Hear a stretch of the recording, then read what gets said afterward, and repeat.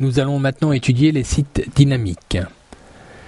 Nous allons reprendre pour cela la même structure que celle que nous avions pour les sites interactifs côté serveur, à savoir un navigateur, donc comme tous les sites que nous avons vus jusqu'à présent côté client, puis côté serveur, nous avons un serveur web avec un préprocesseur d'installer, un préprocesseur PHP d'installer sur ce serveur web.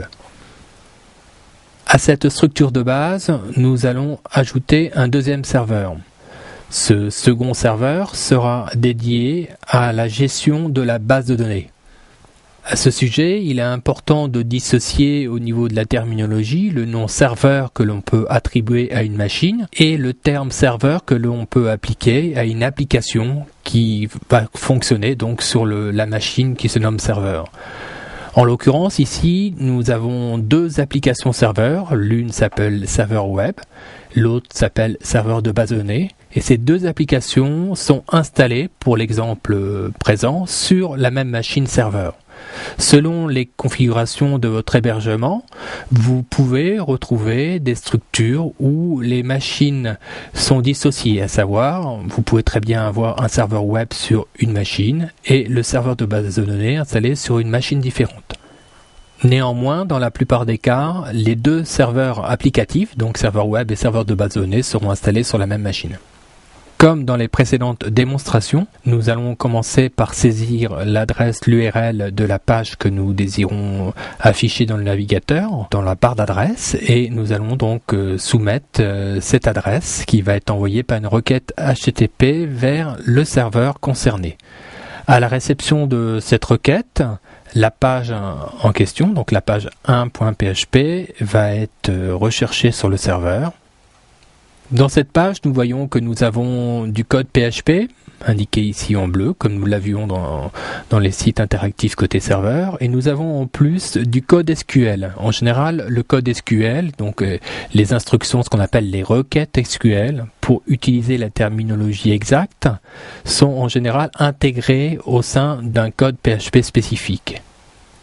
Cette page dans laquelle est inclus du code PHP et du code SQL, portant l'extension .php, la page est renvoyée vers le préprocesseur et non pas en direct comme ce serait le cas d'une page .html.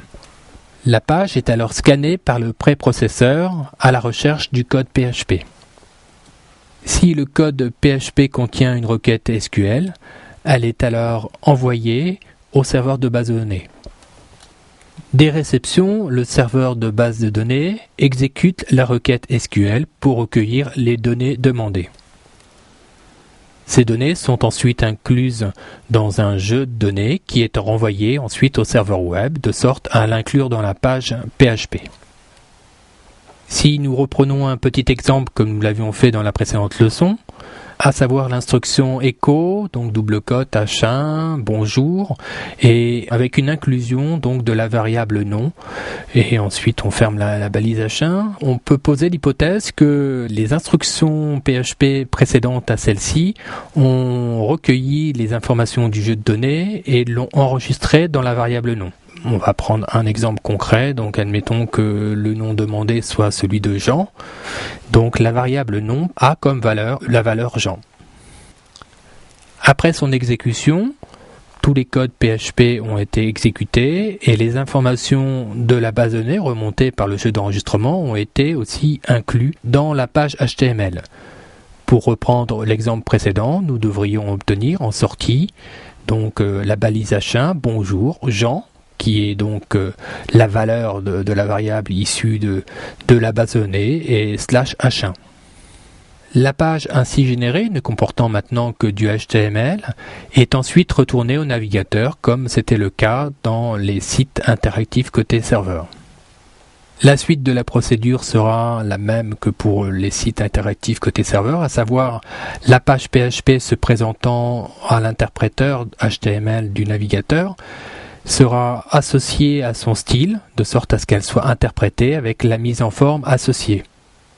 Puis ensuite, une fois la page interprétée, elle s'affichera dans le navigateur comme nous pouvons le constater et nous retrouvons donc le mot bonjour et Jean qui était la valeur de notre variable issue de la base de données dans la page HTML.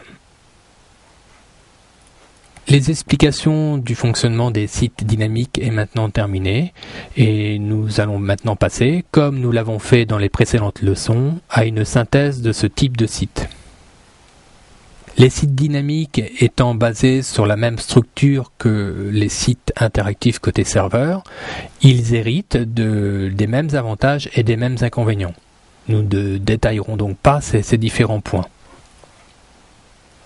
Ils ont en plus l'avantage de pouvoir intégrer dans les pages PHP générées donc à la volée à la sortie du préprocesseur des données stockées dans une base de données. Cette fonction supplémentaire permet de mettre en place donc très facilement une interface d'administration en ligne de sorte que l'utilisateur puisse mettre à jour les différentes informations et médias du site. À noter que la plupart des CMS comme Joomla, Drupal ou WordPress sont basés sur la même structure de site dynamique.